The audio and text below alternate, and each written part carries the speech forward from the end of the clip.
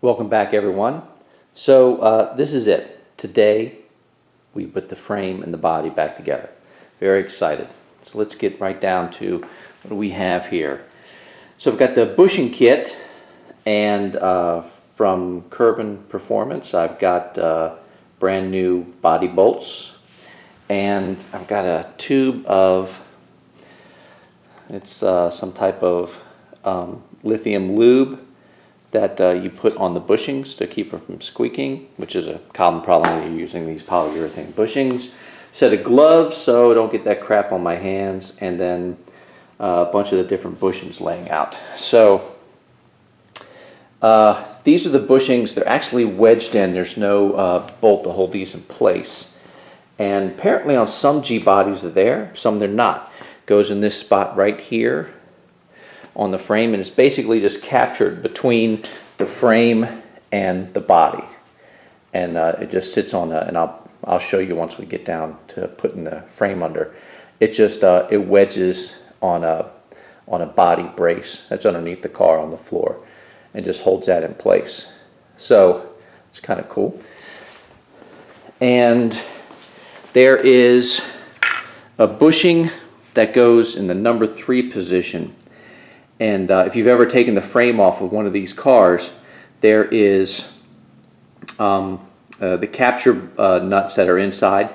This one actually has a stud or something that comes out of it that the bolt feeds into. So this one is specific to the number 3 position, which is this dead center one of the frame, probably what you would consider like right under the driver's door, about midway in the body. That's where this one goes. It's the only one for each side, but it's the only one like this. The rest of the bushings have a regular hole in it, just the size of the bolt that's going through it. So that's kind of neat. It comes with an instruction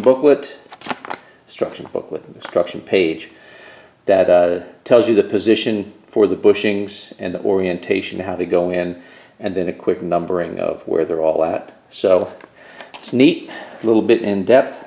So got everything I need. Now it's just a matter of getting my hands dirty, and hopefully when I put these in, I lube everything up, the top and bottom piece of the clamshell where it squeezes into the frame. By lubing everything up, I'm hoping this kind of stays stuck together, so when I raise it up I can just have those in place, thread the bolts up through it. And I've got the frame sitting on casters, homemade casters that I made, so that way gives me the opportunity when I get the thing up and the body and the frame close together, I have a little bit of room. I can just move this around and do my final adjustments. So bear with me. I'm going to do a little bit of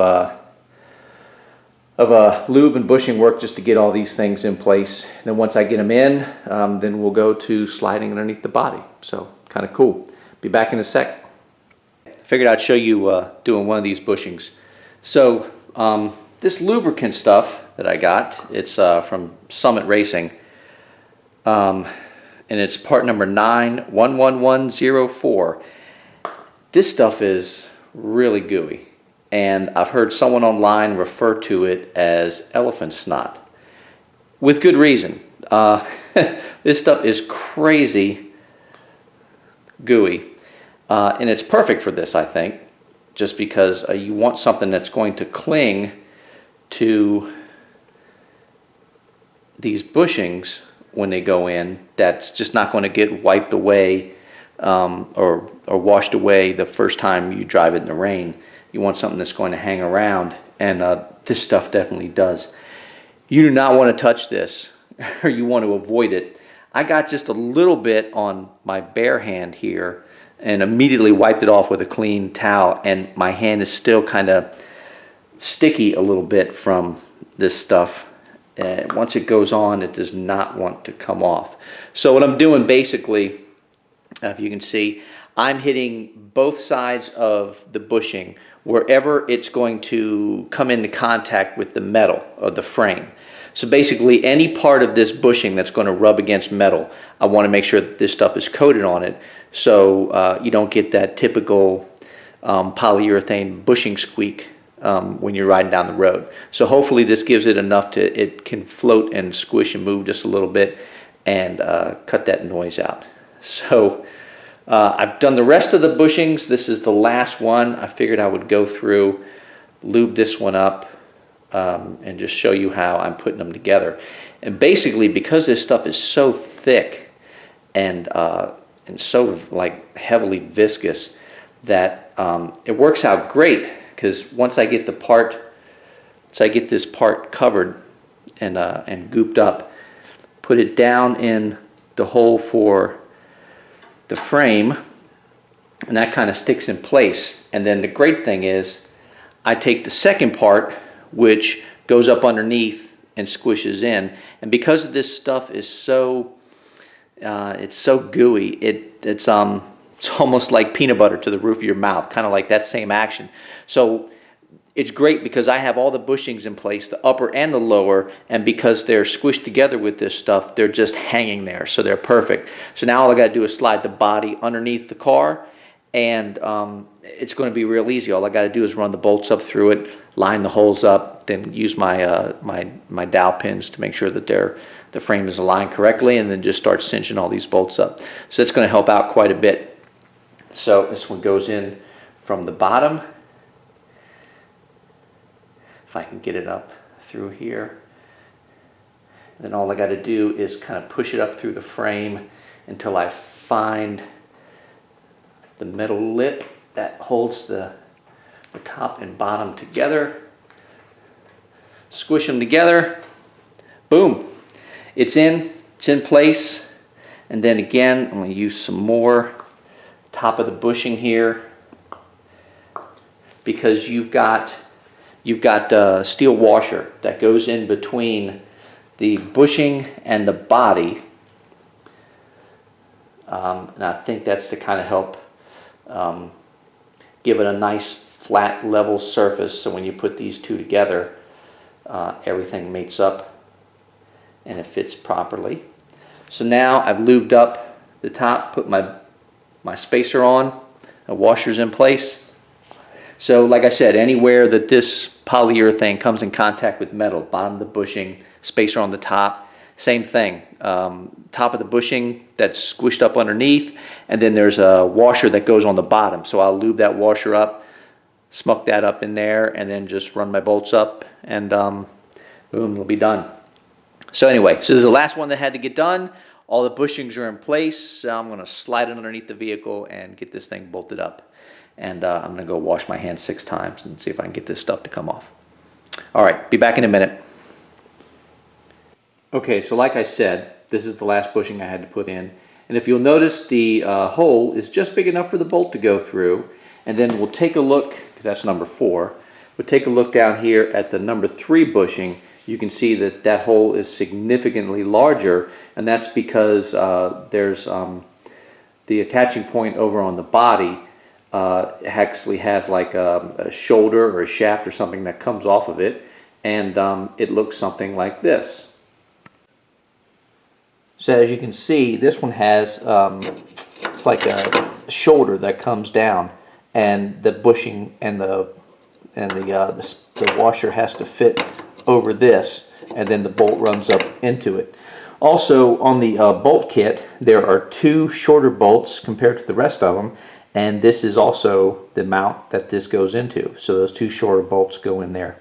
So just remember that when you're doing this, or you'll have to change that out last minute.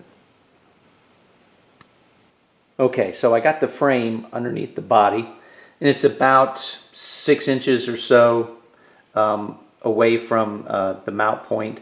And I want to take this opportunity to show you where these alignment pins are.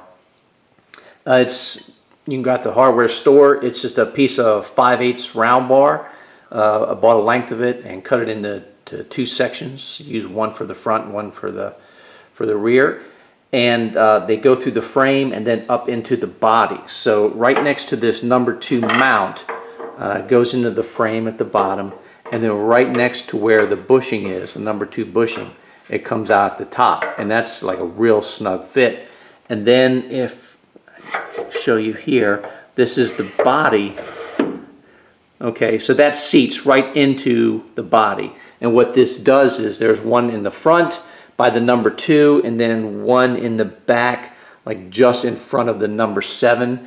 And what this helps do is line the pin, these 2 pins line up the frame with the body, so you get a pretty dead accurate centering of the frame, so it doesn't go in a cocked angle or anything like that.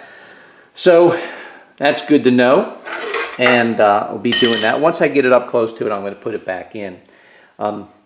It's actually kind of funny because this is up on the rotisserie, and I didn't take into account that I was going to have to pull the frame forward in order to line everything up, and literally that front horn of the frame is right up against the piston.